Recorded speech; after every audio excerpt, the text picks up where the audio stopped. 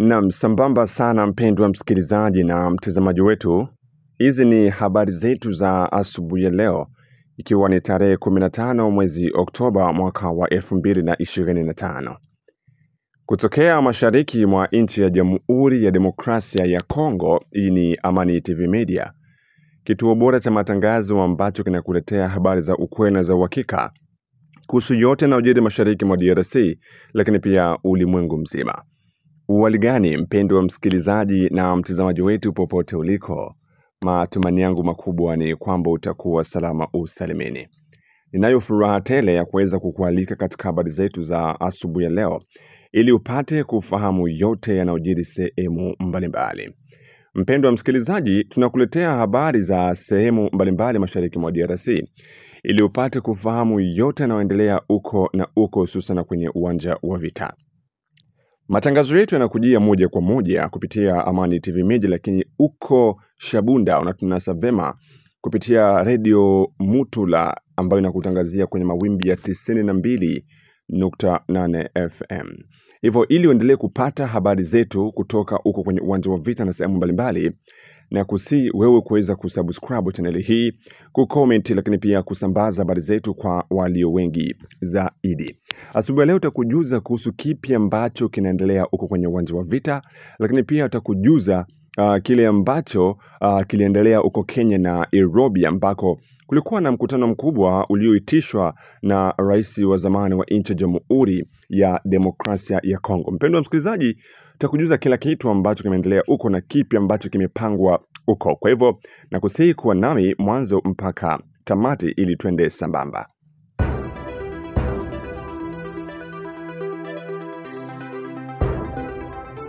Na bila shaka mpendwa msikilizaji na mtazamaji wetu, na tumeweza kuwa salama usalimini. Na sasa tufungue ukurasa wetu wa habari na habari kutoka uko Kenya na Nairobi, ambako wapinzani wameweza kukutana kwa ajili ya kikao. Rais wa zamani wa Jamhuri ya Demokrasia ya Kongo Joseph Kabila, ambaye alihukumiwa adhabu ya kifo tarehe 30 Septemba, ameendesha mkutano wa kisiasa na viongozi mbalimbali wa upinzani uko Kenya na Nairobi. Wengi walioshiriki kwenye kikao hicho ni washirika wa Kabila ndani ya muungano wa FCC. Miongoni mwao ni Jose Makila, Raymond Chibanda, Moise Nyarugabo, Nehemi Mwilanya, Pasia Saiba, Felix Kabange Nobi, Josefu Mkumadi, Jean-Claude Mvwemba na Franke Diago. Waziri mkuu wa zamani pia Matata Mponyo, ambaye alihukumiwa kifungo cha miaka 10 gerezani lakini akatoroka bila kutumikia adhabu hiyo, pia naye aliweza kuhudhuria kwenye mkutano huo. Kwa mujibu wa jarida la Jeune Africain, wapinzani hawa wanatarajiwa kufanya mashauriano kwa siku 2 chini ya uongozi wa Joseph Kabila. Hata hivyo, baadhi ya vigogo wengine wa upinzani kama vile Moise Katumbi, Martin Fayulu, Denis Nsenga na Jean-Marc Kabundi hawakuweza kuhudhuria mkutano huo. Ingawa maamuzi rasmi ya upinzani bado hajatolewa, mkutano huu unafanyika wakati ambapo taifa linakumbwa na hali mbaya ya kiusalama, hasa kutokana na uasi wa kundi la waasi wa M23 AFC ambalo linadhibiti maeneo makubwa katika mkoa wa Kivu Kaskazini, lakini pia mkoa wa Kivu ya Kusini. Upinzani unaendelea kutaka kufanyika kwa mazungumzo ya kitaifa yatakayojumuisha pande zote chini ya usuluhishi wa viongozi wa dini. Hata hivyo, Rais Felix Tshisekedi bado hajakubali ombi hilo, akisema hatakubali kushirikisha wawakilishi wa wavamizi wa nchi. Anasisitiza kuwa kabla ya mazungumzo yoyote kufanyika, ni lazima kwanza kutambua na kuhukumu nani ndiye mchokozi wa vita ambayo endelea mashariki mwa nchi ya Jamhuri ya Demokrasia ya Kongo. Baada ya kikao hicho, kulikuwepo fursa ya kuweza kufanya mahojiano, na hivyo waandishi habari waliweza kumjongelea Mheshimiwa Profesa Nehemi Mwilanya kwa ajili ya mahojiano hiyo. Kulingana na yeye, amesisitiza Rais Felix Tshisekedi kuondoka madarakani, moja kati ya kauli ambayo inajadiliwa na wadadisi wa masuala ya kisiasa kama kauli ya uchokozi. Hii hapa ni mahojiano, sikiliza alichokizungumza Mheshimiwa Profesa Nehemi Mwilanya kwenye mahojiano baada ya kikao cha siku ya kwanza ambacho kiliweza kuendeshwa huko Kenya na Nairobi. Professeur Nemi Moulania, vous êtes ici à Nairobi au Kenya où vous participez à ce congrès de l'opposition. Qu'est-ce que les Congolais doivent attendre? Pourquoi vous avez décidé de vous retrouver ici, vous les opposants? Bon, je crois que c'était finalement un devoir patriotique, un devoir patriotique. Le pays se meurt et curieusement, on a un premier problème qui est très important. Ceux qui gouvernent le pays ne reconnaissent même pas la crise qu'il y a dans le pays. Et puis, loin encore, ne reconnaissent pas la gravité de cette crise. Rappelez-vous, le président Tshisekedi s'est retrouvé dans un des pays de l'Europe de l'Est où il avait clairement dit qu'il n'y a pas de crise en République démocratique du Congo. Et un de ses collaborateurs avait même dit qu'au Congo, il n'y a même pas de guerre. La guerre, c'est presque à 2000 km de Kinshasa. Donc je pense que c'était une exigence à un certain moment pour l'opposition politique et la société civile.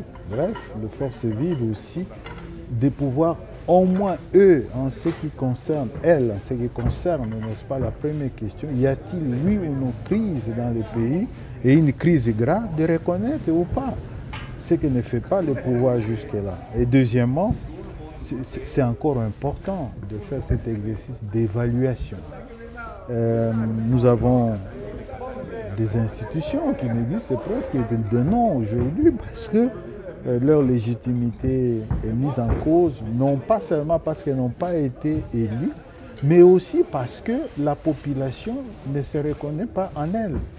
Et tous les besoins, tous les problèmes de la population restent entiers. Et donc, je pense qu'à un certain moment aussi, il était important que les forces vives, l'opposition politique et la société civile puissent évaluer et les actions menées par le gouvernement, mais aussi d'autres voies de sortie au niveau régional et international pour voir finalement mais d'où viendra la solution à ce problème du Congo. Certainement des Congolais eux-mêmes. Et enfin, je pense que, bon, parce que toutes ces solutions n'ont pas été efficaces, il faut bien maintenant qu'on puisse réellement faire tourner le ménage. C'est-à-dire, le président Tshisekedi dit qu'il ne fera pas la guerre, il fera pas les dialogues avec vous parce que vous ne condamnez jamais le Rwanda.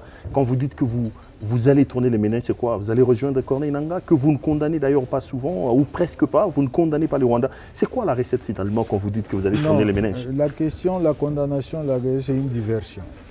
Nous constatons que... Le Rwanda n'est pas un pays agresseur, il n'agresse pas le Congo? Non, c'est une diversion. D'abord parce que nous avons été les premiers à exiger le départ de toutes les troupes étrangères de la République démocratique du Congo. Je crois que c'est plus que la farce de savoir si on doit reconnaître ou pas. Pourquoi toutes les troupes étrangères de la République démocratique du Congo? Mais c'est parce que le président Tshisekedi occulte une réalité qui fait très mal au pays. Mais dites-moi, la partie nord de la République démocratique du Congo est sous contrôle de quel gouvernement? La partie sud du Sud Kivu, Uvira, Fizi, est sous le contrôle de quel gouvernement?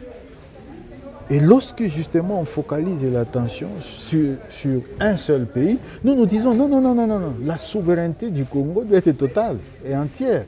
Donc nous allons au-delà de M. Tshisekedi. La deuxième chose, c'est que M. Tshisekedi a eu l'occasion de faire acter contradictoirement l'agression, la présence des troupes étrangères rwandaises sur le sol congolais. À Washington, devant témoins, lisez les deux accords signés à Washington. L'accord sur les principes fondamentaux et l'accord définitif entre le Rwanda et la RDC. M. Tshisekedi n'a pas fait mentionner que le Rwanda a agressé le Congo. Lisez aussi l'accord de Doha. Mais nulle part on a fait mentionner que notre pays est victime de l'agression. Alors si lui qui a la charge du pays ne fait pas mentionner que le pays est agressé, vous voulez que ce soit qui le fasse? Et enfin, il faut faire très attention, le pays va très mal. Prenons la dimension sécuritaire, Pérou. On parle beaucoup du Rwanda.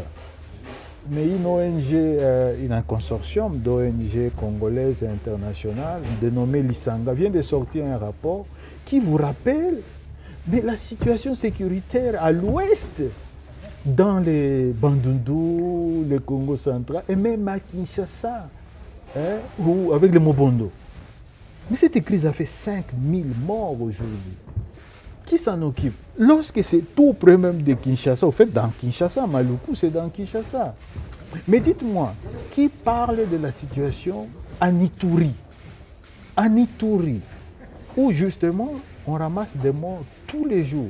Mais la Attendez, avec le Codeco. Vous savez ce qui est grave?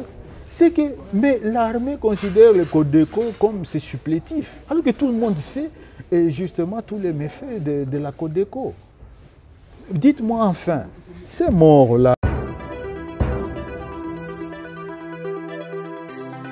Naam, tujielekeze huko Shabunda ambako coordinator wa wazalendo tarafani Shabunda Mheshimiwa Kisa Waso Dieudonne amewaomba raia wa maeneo hayo kuwasamea wazalendo kwa makosa yote ambayo wameshaifanya kipindi hiki. Huyo anawaomba wazalendo wote ambao wanatekeleza vitendo vibaya zaidi ya raia kutambua ya kwamba baada ya vita kuna hukumu. Hivyo coordinator huyo anawataka wazalendo kuwa watulivu na wanyenyekevu kwa ajili ya kuweza kulinda raia na mali zao, si kuwatesa raia. So Dieudonne, coordinateur territoriale wa wazalendo mu territoire ya Shabunda. Nikipanda hapa jukwani hivi napenda nikawajulishe hivi. Habari nyingi zinatoka kusema kama wazalendo wanafanya hivi, wanafanya hivi, wanafanya hivi. Napenda ni recadre neno kama hii. Nashukuru sana kupata muda huu, wandugu wapenzi. Kirega inasema wita kilema kyobe ukalililaki na munyobe. Kama leo idi Shabunda tuko hivi hapa, munajua tangu Desembre 2024 tulisimama wima. Loi ya President de la République Fechi Beton ilipana kusema kama wakaaji wajiprendre en charge. Ikafika hapa kwetu, wandugu wapenzi. Mubegwa Malinga o mubegwa Ntata, mie wenu mu Kisa Waso nabeba saki ya siafu, naelezaka kila siku vile ku Conseil de Sécurité. Nabeba saki ya siafu ile nye mimi nabeba njo iko na niluma kumukongo. Leo naweza kuambia kama fasi yote yenye kufata radio Mutula ninapana ushuhuda. Wale watoto asingelikuwa kama sie kuwapana shauri kama hii Shabunda iko namuna nyingine. Armée FRDC iko leo Témoin inasema kama mie Kisa Waso niko na watoa kwa wale watoto wenye kufanya fujo. Témoin iko auditorat militaire, kila mtu mwana anafanya makosa yake na mpeleka kule. Lakini matusi nini bitu gani? Baba, mama, abe kufanya bitu namuna hii ni batoto wale wemuko nao pamoja. Na leta tu hapa message moja. Kwanza mutusamee. Musamee wale watoto. Sababu ya nini? Anakubali kuandikishwa kusema kama yeye iko muzalendo.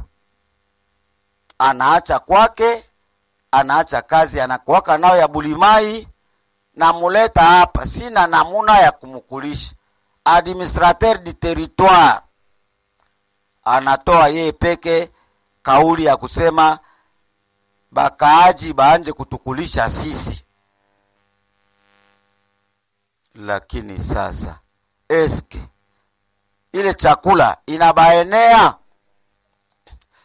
Kuko wengine bangine batumishi, mi niko tu coordinateur, na coordonner bajeshi yote benye biko mu territoire ya Shabunda.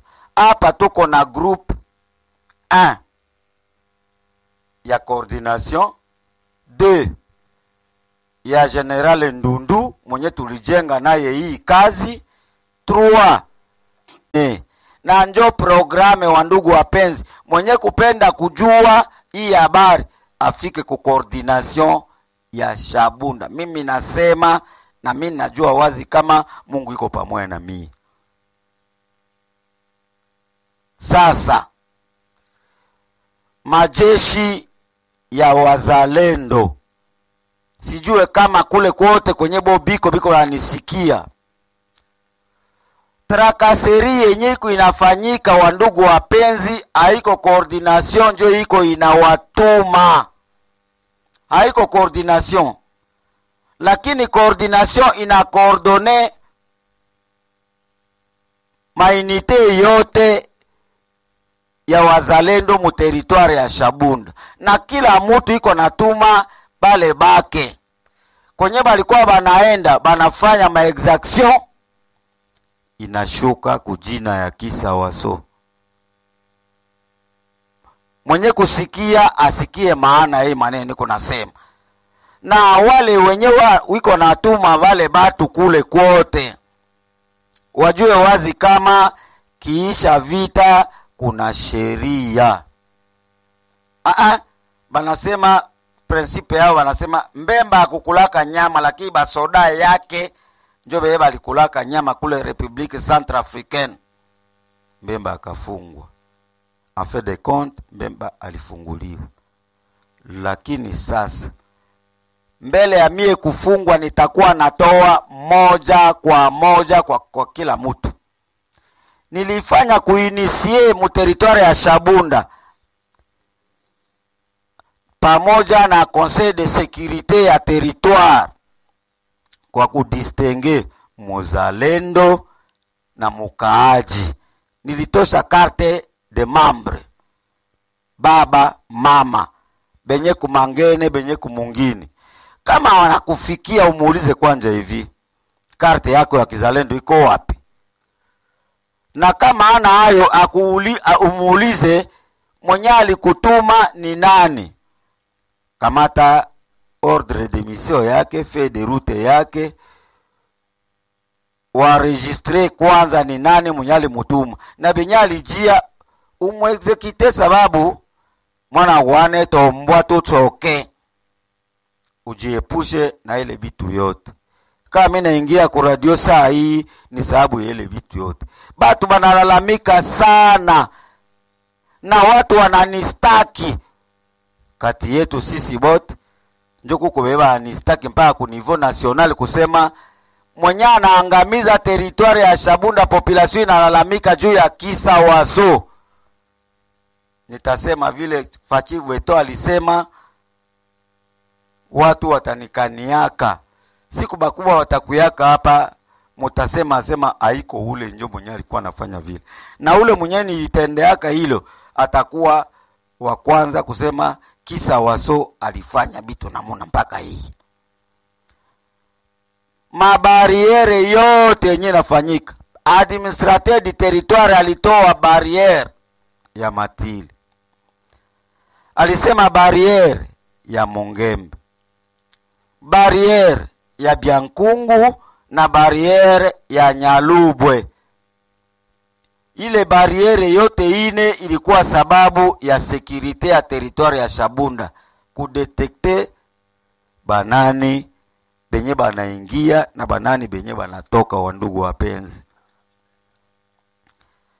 alitosha sisteme ya kusema migini yote isaidia hawa watu bazalendo hapa ku territoire ya Shabunda. Bebi ko hapa, mulete chakula ile inapasha kusaidia wazalendo benye biko hapa en permanence en attendant. Leo hii tulisha tuma ekipe 3 lishaenda kule Yulu, na benye biko banafuata kweli, muulize kazi ilianja kufanyika kule Yulu, haingelikuwa wa vijana wa Shabunda kama ile boma iisha kubomolewa na tunakuwa na baenemi hapa. Lakini sasa sitawaficha, baliisha kuingia bainfiltre hapa Shabunda na tutabademantele. Musishangae kusikia kama bariere pia nayo inakuwa kumalibungu kule kumaboma kwenye maorbor ziko nashukia. Tunapasha tukontrole mwenye kuingia na mwenye kutoka. Baba, mama, sikia hii maneno hii. Wita kile makiobe tukaelea kii na munyo. Tukisema tutoke hapa siye bote hapa Shabunda, mutashangaa. Maexaction yenye bazalendo biko banafanya. Bale benye biko banaenda banafanya ile maexaction. Kama mtu akujijustifie monyali mutuma auditorat militaire. Confort huko nanifuata. Ninajua wazi kama tutakuwa tunapana kila mtu, sababu rad loi ya president de la republique anasema tuko ba supplétif ya FRDC. Malgré FRDC haiko bote njo benye banatoa inchi. Benje walitoa inchi ba FRDC banasema mukirega hivi musalo mozi uwa nyenine tabansi uba nyenine. Basi tutaangalia nani mwenye iko pamoja na sisi, hatutaogopa. Leo hili auditorat militaire iko napokea ba FRDC benye balikimbia vita kule Nzibira, na batoto ya Shabunda banabakia huko. Balikimbia vita kule na baliweza kuwa desarme kusema bwana amutaenda mabunduki ya leta na mulipewaka au kwa kukomboa inchi. Usishangae. Na tujelekeze moja kwa moja uko Katari ambako wajumbe kutoka nchi ya Jamhuri ya Demokrasia ya Kongo DRC na wale wa AFC M23 wamesaini Jumanne Oktoba tarehe 14 mwaka wa 2025 mpango wa ufuatiliaji wa ukaguzi wa usitishwaji wa mapigano kwa usaidizi wa nchi ya Qatar. Mpango huu unajumuisha wawakilishi kutoka Jamhuri ya Demokrasia ya Kongo na AFC M23 pamoja na waangalizi kutoka uko Qatar, Umarekani pamoja na Umoja wa Afrika kupitia MCV na MONUSCO. Saini hii iliyofanyika mwezi mmoja baada ya kuanzishwa kwa mpango wa kubadilishana na kuachiliwa kwa wafungwa ni hatua muhimu katika utekelezaji wa tamko la msingi la Doha lililosainiwa tarehe 19 Julai mwaka wa 2025. Kupitia hatua hii, Jamhuri ya Demokrasia ya Kongo inathibitisha upya dhamira yake ya kufikia kusitishwa kwa mapigano, kuhakikisha usalama wa raia na kuandaa mazingira ya makubaliano ya amani ya kudumu na ya kina zaidi ndani ya mchakato wa Doha unaoungwa mkono na jumuiya ya kimataifa. Lakini licha ya saini kuendelea uko Qatar kwa ajili ya kuweza kusitisha mapigano, bado kwenye uwanja wa vita kuna hali nyingine tofauti na kile ambacho kinazungumzwa uko kwenye meza za makubaliano. Uwanja wa vita mambo yanazidi kuwa magumu kati ya kundi la waasi wa M23 na vikundi vya wazalendo ambako mpaka sasa bado ni vikundi ambavyo vinaendelea kuviziana, huku wazalendo pamoja na jeshi hilo la waasi wakiendelea kupambana kila kukicha licha ya saini na wito wa Qatar kuweza kuwataka kundi zote hizo kusitisha mapigano. Mpendwa msikilizaji na mtazamaji wetu, unafikiria ni kipi kifanyike? Je, saini hizi za Qatar zitasababisha waasi wa M23 aiza DRC kuchukua udhibiti wa maeneo yote?